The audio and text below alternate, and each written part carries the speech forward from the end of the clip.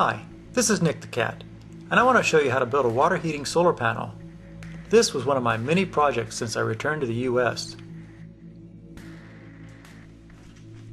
First, I built a jig to draw a straight line down a 52-inch long, 1-inch diameter copper tube.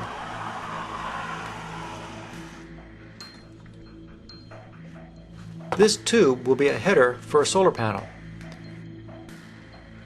Next, mark that line every 2 inches down the pipe for a total of 21 locations, centered around the center of the pipe. Line up all of your headers and mark all the other pipes identically.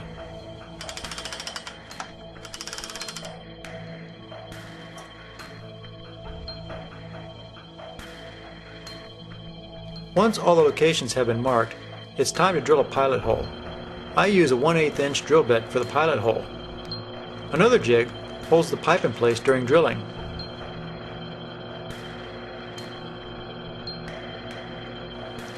Drill the pilot hole as close to the X as possible in the 21 locations.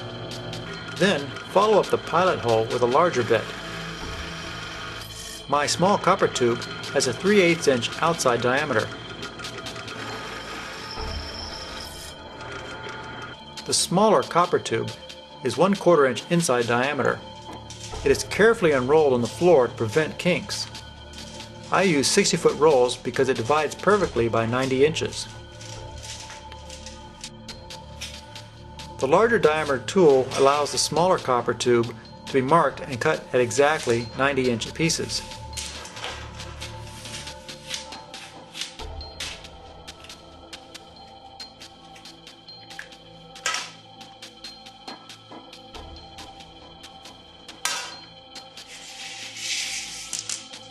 The copper pieces still have bows in them. Carefully bend the copper tube as straight as possible. I have found that smacking against a flat surface does a nice job.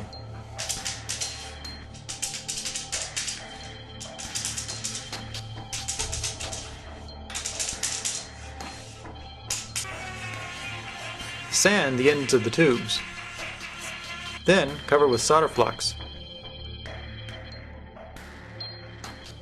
The fun part is trying to shove each of the small copper tubes into the header pipe.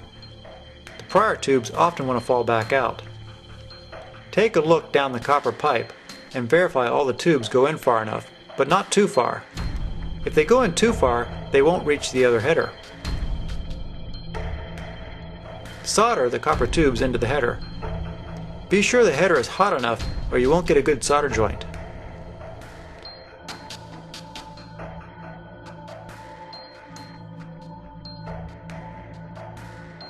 For the second header, begin by soldering the 2 outside tubes to the header first.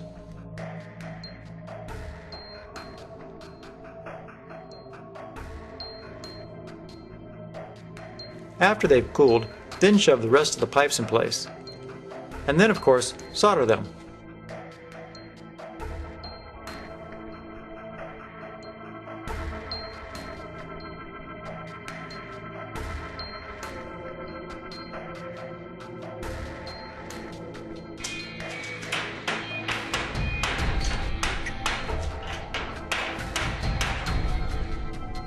Soldering headers indoors is okay, but the next step, soldering 5/1000 inch thick copper sheet to the copper tube, is best done outside due to the amount of smoke you will create. Press the copper sheet securely against the copper pipe. I found 3/4 inch black iron pipe did a reasonable job. Have lots of solder available. I use 50/50 lead-based solder for this part of the project. I also use a water-based flux for this part of the project. This jug was good for about 3 solar panels.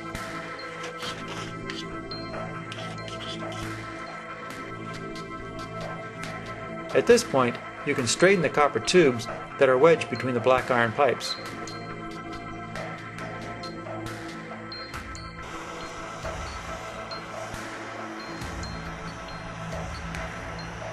You will spend about an hour soldering the copper sheet to the pipes. The soldering process causes the copper to ripple. This is fine. The other side of the sheet is the face of the panel. I sandblasted the face of the panel to roughen up the surface for painting. I used Rust-Oleum high-temperature paint without a primer and sprayed the face of these panels. I let the panels hang in the basement for about a month to let them off-gas before putting them into the boxes. For building the boxes, I cut a rabbet in the back of each pressure-treated 2x4, then drilled holes where the headers will exit the sides of the panels. I assembled the boxes with screws, including the plywood back, which fits into a rabbet in the back of the 2x4s. What is missing from this video is that each box has 3 2x2s running across the back of the panel. This supports the copper core solar panel and strengthens the plywood back. After I verified that no screws go through the header holes, I took one of the side 2x4s off, placed a layer of fiberglass insulation in the box, and placed the solar panel on top of the fiberglass. The 2x4 side was then replaced. To pull the solar panel down, I put several screws with washers through the copper sheeting and into the 2x2s that were used to strengthen the back of the panel.